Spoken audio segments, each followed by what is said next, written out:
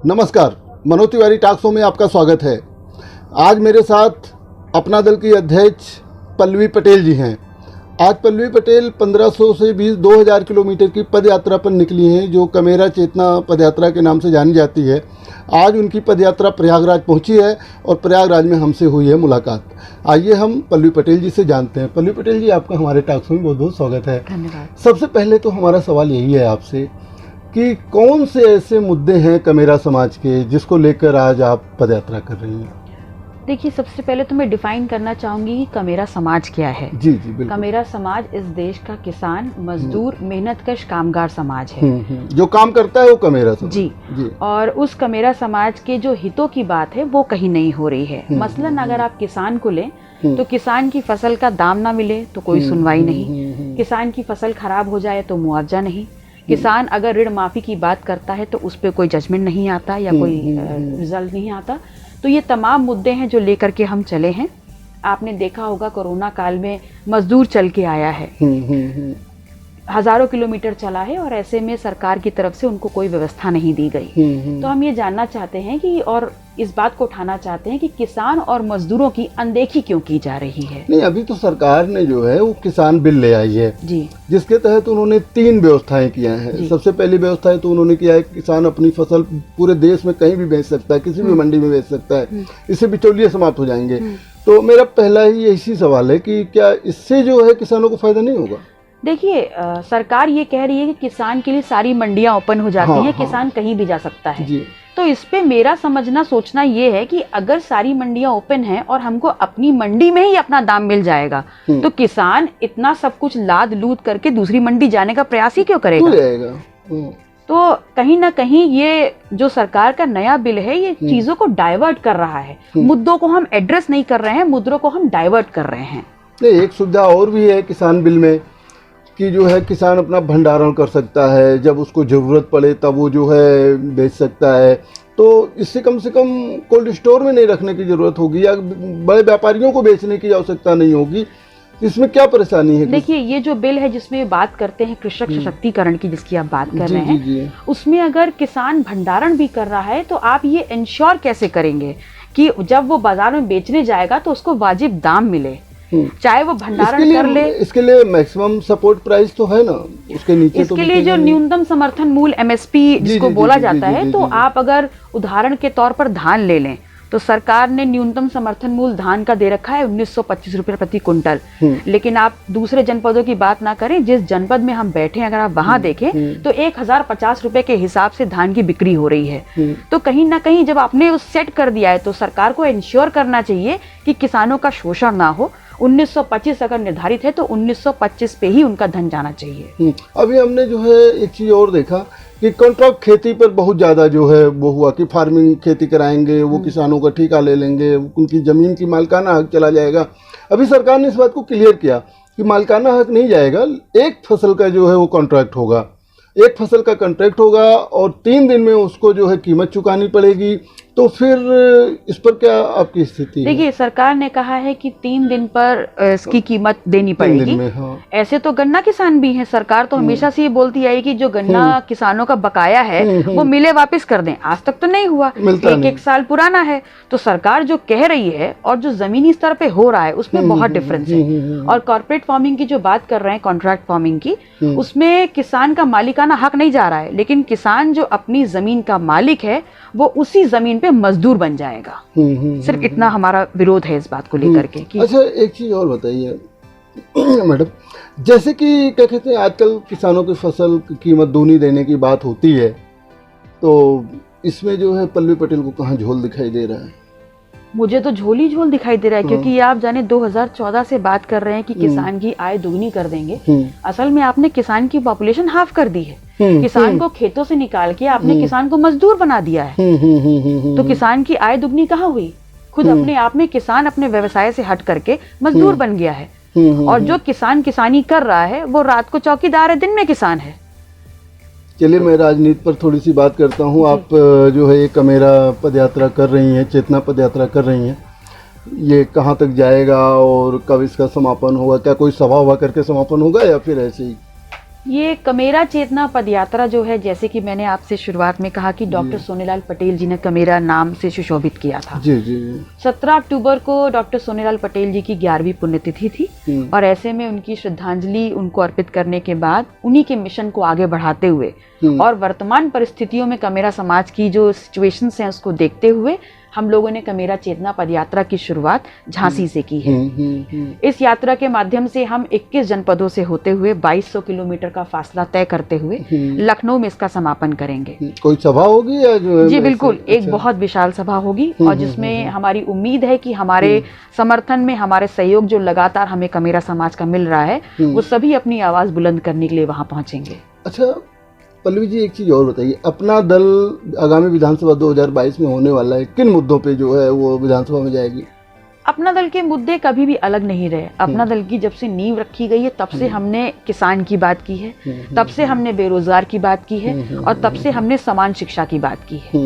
यही मुद्दे हमारे हमेशा रहते हैं क्योंकि इसी से हम समाज को उत्थान करते हुए इस देश को विकसित समाज या विकसित देश की श्रेणी में ला सकते हैं। जब तक किसान नहीं मुस्कुराएगा इस देश का जीडीपी चेंज नहीं होगा, जब तक बेरोजगारी खत्म नहीं होगी। आज किसानों की समस्याएं जो हैं उससे निपटने के लिए कोई फार्मूला भी दे रही हैं कि नहीं?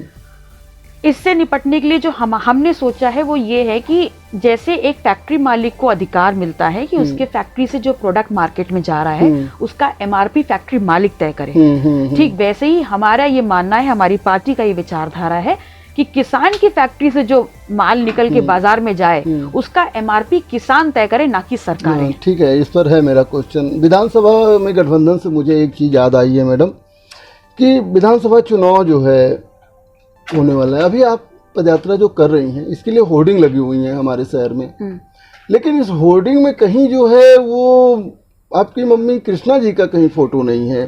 पहली चीज़, एक मिनट, अभी मेरे सवाल इसमें और भी है।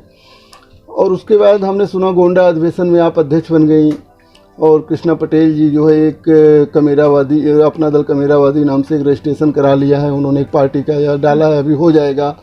अनुप्रिया पटेल ने अपना दल सोनेलाल बना लिया है।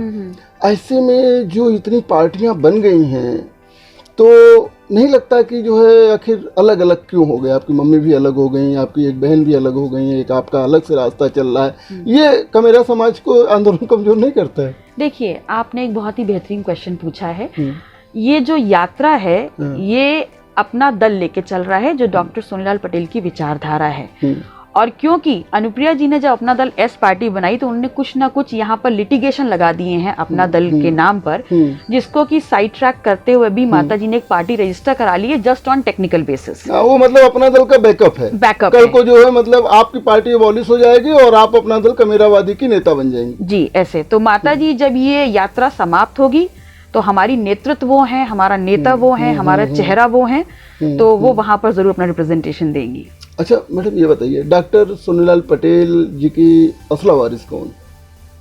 आप अनुप्रिया पटेल जी को मानती हैं या खुद को मानती हैं या जो है और भी तमाम उनके नाम पर पार्टियां बनी हैं उनको मानती हैं? मैं मानती हूँ कि डॉक्टर सोनेलाल पटेल जी एक व्यक्ति नहीं थे जिसकी वारिस हो सकती है, वो एक विचारधारा थे। और हर वो व्यक्ति, चाहे वो कार्यकर्ता हो चाहे कहीं भी हो, कोई जरूरी नहीं है कि मैं उनकी संतान हूं तो मैं उनकी वारिस हूं।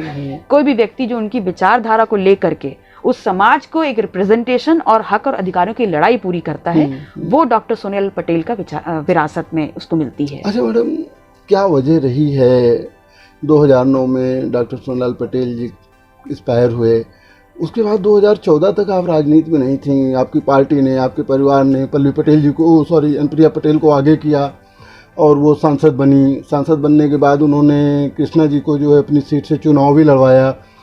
क्या वजह रही कि जब उन सांसद बन गई 2014 के बाद आप अचानक राजनीति में आई और इतना ज़्यादा डिफरेंसेज हो गए? देखिए, पहली चीज़ तो ये है कि डॉक्टर साहब की डेथ के बाद मैं पर्दे के पीछे से राजनीतिक रूप से एक्टिव थी। हर कार्यकर्ता मेरे संपर्क में था, हर जनपद में। लेकिन हाँ, ये सही है कि हम सब ने मिलके चूज किया था कि अभी फिलहाल एक फेस को डेवलप किया जाए और बाकी सब लोग as background force, backup force की तरह काम करेंगे। और वो अनुप्रिया पटेल रही। जी, वो अनुप्रिया पटेल जी रही, और अनुप्रिया पटेल जी चेहरा बन पाई क्योंकि माता जी का आशीर्वाद और कार्यकर्ताओं का सहयोग रहा उनको।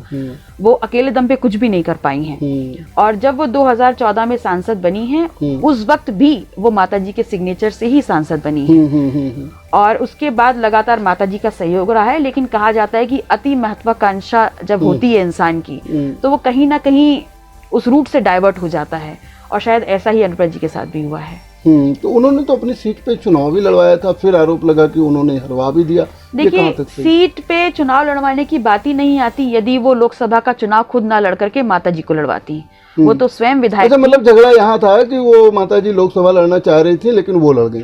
देखिए, माता जी ने हमेशा पार्टी कार्यकर्ताओं का सम्मान किया है, और पार्टी कार्यकर्ता ये चाहते थे कि माता जी लोकसभा सीट में जाएं, क्योंकि अनुप्रिया जी विधानसभा में रिप्रेजेंटेशन पार्टी का कर रही थी। अच्छा, मैं एक चीज जानना चाहता हूँ, चलिए ठीक है, क्या भविष्य में ये संभावना है कि पल्लवी पटेल और अनुप्रिया पटेल ये साथ में मिलकर काम करें? देखिए, विचारधारा से कोई समझौता नहीं होगा, और अभी फिलहाल की जो सिचुएशंस हैं उसमें अनुप्रिया जी को लगता है कि शायद विचारधारा उनकी मोदी जी से ज़्यादा मैच करती है, वो उनके साथ चलना चाहती हैं। और हमें ऐसा लगता है कि जो आज वर्तमान में सरकार है उसके साथ अपना दल की जो विचारधारा है वो मैच नहीं करती। नहीं, मतलब भाजपा के साथ आपकी विचारधारा मैच नहीं करती है। 2007 में सोनेलाल पटेल साहब ने भी भाजपा से गठबंधन किया था। जी बिल्कुल। तो क्या वो उस समय गलत थे? 2014 में माता जी ने भी किया था, और जब गठबंधन हुआ था तो उन्होंने 2 ही शर्त रखी थी अपनी विचारधारा को आगे रखते हुए, कि अगर आप सत्ता में आएंगे तो आप कृषि आयोग का गठन करेंगे, और डॉक्टर सोनेलाल पटेल जी की मृत्यु की सीबीआई जांच होगी। सिर्फ यही 2 शर्तें लेकर के माता जी ने गठबंधन किया। अच्छा, आज हमने एक चीज देखा कि अनुप्रिया पटेल भी जो है वो पिछड़ा वर्ग आयोग का गठन उन्होंने करवाया, उसका श्रेय लेती हैं। और अभी आपने कहा था कि जो है कृषि को उद्योग का दर्जा देने की वो मांग भी करती हैं। आरक्षण पर भी बोलती रहती हैं कि जात के हिसाब से आरक्षण होना चाहिए, जिसकी जितनी संख्या हो होना चाहिए। तो अपना दल की तमाम विचारधारा को तो वो भी लेके चल रही है। देखिए, बोलना अलग होता है और उसका क्रियान्वयन करवा देना अलग बात होती है। वो बोलती हैं, वो कृषि आयोग के गठन की बात कर रही है, लेकिन अब जब इस देश का किसान परेशान है तो वो हमारे बगल में खड़े होकर आंदोलन में क्यों नहीं साथ दे रही हैं? अगर वो वाकई में अपना दल की विचारधारा डॉक्टर सोनेलाल पटेल की विचारधारा लेके चल रही हैं, तो उनको मेरे बगल में खड़े होकर सड़कों पर उतरना चाहिए, ना कि इस मुद्दे पर मौन रहना चाहिए। आगामी जो विधानसभा है, विधानसभा चुनाव 2022 में होगा, उसमें आपकी पार्टी का गठबंधन किससे होगा या अकेले आपकी पार्टी जाएगी? देखिए, अभी 2022 तो बहुत दूर है। उससे पहले आपके पास पूरे 365 दिन का वक्त है, और ऐसे में हमें लगता है बहुत से ऐसे मुद्दे हैं जिसपे पब्लिक की, जनता की निगाह डालना बहुत जरूरी है, और लोगों का अटेंशन वहां ले जाना बहुत जरूरी है कि आपकी जिंदगियों में कैसे दखल अंदाजी करके उनको किस लेवल पे ले जाया जा रहा है, किस स्तर पे ले जाया जा रहा है। अच्छा, आज आपको क्या लगता है, गठबंधन की राजनीति जो है वो मजबूरी बन गई है या अवसरवादिता बन गई है? मुझे ऐसा लगता है अवसरवादिता ज्यादा है, मजबूरी कम है। हर कोई बिना स्ट्रगल करे सत्ता में आने की पुरजोर कोशिश करना चाहता है कि अर्ली एज दी पॉसिबल हम सत्ता में आ जाएं। अब मैं इस पर मेरा एक महत्वपूर्ण सवाल है, लंबा भी है थोड़ा। जैसे इस समय हम देख रहे हैं प्रदेश में 2 बहुत महत्वपूर्ण पार्टियां हैं, एक समाजवादी पार्टी है, एक भारतीय जनता पार्टी जो सत्ता में है। छोटे छोटे दल जो है इन्हीं दोनों के साथ जो गठबंधन में जाने की कोशिश भी कर रहे हैं। आपका गठबंधन, जैसा आपने कहा कि भाजपा से मेरी विचारधारा मैच नहीं करती, सपा से होगी या आप इंतजार करेंगे कि कब अनुप्रिया पटेल वहां से आउट हो तो आपकी वहां एंट्री हो? देखिए, अनुप्रिया जी इतनी इम्पोर्टेंट नहीं है, मेरा संगठन विचारधारा बहुत इम्पोर्टेंट है। और रही बात कि हम गठबंधन में किसके साथ रहेंगे, तो पिछले 1 साल से हम भागीदारी संकल्प मोर्चा में एक गठबंधन के तहत काम कर रहे हैं। जो है बाबू सिंह कुशवाहा भी हैं, और बाबू सिंह कुशवाहा जी हैं, प्रकाश राजभर जी हैं, और लगातार हम लोग जनहित के मुद्दे उठाते जा रहे हैं। और हमारे बीच में ये पहले ही तय हो चुका है कि हमारे मुद्दे चुनाव के लिए भी जो होंगे वो किसान मजदूर समाज के हितों को ध्यान में रखते ही होंगे। आपको नहीं लगता कि जो है सत्ता में रहने पर आपकी बात ज़्यादा लोग समझते हैं, ज़्यादा लोगों तक जाती है मजबूती से? विपक्ष में रहने पर वो बात ज़्यादा जो है उठ नहीं पाती है। तो सत्ता जो है आपके लिए नहीं आवश्यक है अपनी बात को मजबूती से रखने के लिए और मनवाने के लिए? मुझे ऐसा लगता है कि अगर हम इस आंदोलन को बहुत बड़ा स्वरूप दे पाए तो बिना सत्ता में रहे भी हमारी बात बहुत लोगों तक पहुंच जाएगी। और आप लोग तो हैं मेरी मदद करने के लिए, आप लोग के माध्यम से भी मेरी बात बहुत दूर तक पहुंच रही है। बिल्कुल। अच्छा, एक चीज और बताइए मैडम, हमने सुना था कि जो है अनुप्रिया पटेल ने अपनी तरफ से कोशिश किया था कि आप लोग एक हो जाएं, वो 2-3 दिन मम्मी जी के पास थी भी और विधान परिषद में उन्होंने उनको सीट देने का ऑफर किया था, और लेकिन आपकी वजह से माता जी गई नहीं। कितना सही है? परिवार में हमारे किसी प्रकार का कोई मतभेद नहीं है। आज भी हम सब साथ बैठते हैं, साथ खाते हैं, किसी के आवागमन पे किसी की कोई रोक टोक नहीं है। वो बात अलग है कि आप अपने आवागमन को कैसे पॉलिटिकली इनकैश करते हैं। नहीं, एक विधान परिषद की सीट जो है ऑफर हुई थी। नहीं, मुझे ऐसा नहीं लगता कि मेरे संज्ञान में ऐसी कोई चीज नहीं कि ऐसी कोई चीज कभी ऑफर हुई हो। और मुझे लगता भी नहीं है कि माता जी एक विधान परिषद की सीट के लिए अपनी पार्टी की विचारधारा, कार्यकर्ताओं की जो इमोशंस हैं उसके साथ और झंडे के साथ समझौता करेंगी। एक छोटी सिस्टर हैं, वो मम्मी जी का प्रचार ना करके गोंडा में अपनी बहन का, प्रिया जी का प्रचार कर रही थी। अरे आप तीनों लोग अलग अलग ऐसा क्यों? पहले तो हम 4 लोग हैं। हाँ, अच्छा 4 लोग हैं। सॉरी, मैं अमन जी की बात कर रहा हूँ। वो गोंडा में जो है प्रचार नहीं कर रही थी, मिर्जापुर में कर रही। हाँ, तो आपने उनको मिर्जापुर में देखा, लेकिन आपने मेरी बड़ी बहन को गोंडा में नहीं देखा। ये गलती हो गई मुझको। अच्छा, ये बताइए, वर्तमान सरकार जो है उत्तर प्रदेश की, इसकी ठोकों की राजनीति चल रही है, इससे आप कितना प्रभावित हैं? क्या आप इसको संज्ञा देंगी? ऐसा क्यों कर रहे हैं लोग? मुझे वर्तमान जो गवर्नमेंट है इसकी पॉलिसीज ही नहीं समझ में आ रही हैं। मुझे समझ में ही नहीं आ रहा है कि वो किस चीज पे कितना स्टैंड ले रहे हैं। वो बात करते हैं महिला सशक्तिकरण की, और उन्हीं के प्रदेश में एक महिला 22 दिन से लगातार अकेले चल रही है। मैंने हर जगह नोटिस दे रखी है कि मैं पदयात्रा पे हूँ, मैं जंगलों में रुकी हूँ, बीहड़ में रुकी हूँ, लेकिन मुझे एक कांस्टेबल भी प्रोटेक्शन के नाम पे नहीं मिला है। हमने इलाहाबाद में तो सिक्योरिटी देखी है। वो तो आज जब आए हैं, जब वहाँ जैम लग गया है, मेरे प्रोटेक्शन में नहीं थे, वो जैम खुलवाने आए थे। तो आप महिला सशक्तिकरण की अगर बात कर रहे हैं, तो फिर एक महिला जब अपने 1 साल के बच्चे को लेकर सड़कों पर उतर रही है, और मैंने अपना पूरा प्रोटोकॉल दिया हुआ है कि मैं लगभग 7 जनवरी तक बाहर रहूंगी, मुझे कहीं पर एक कांस्टेबल तक नहीं दिया गया है। तो ये तो है महिला की सशक्तिकरण की बात। तो आप समझ सकते हैं कि बाकी मुद्दों पे सरकार कैसे कर रही होगी। एक चीज और मैं जानना चाह रहा था, 2019 के लोकसभा इलेक्शन में आपके हस्बैंड पंकज जी कांग्रेस से चुनाव लड़े, यहीं से फूलपुर से। आपकी मम्मी भी कांग्रेस से चुनाव लड़ी, गोंडा से। तो अभी भी ये लोग कांग्रेस में है कि निकल चुके हैं? बिल्कुल नहीं। क्या स्टेटस है आज?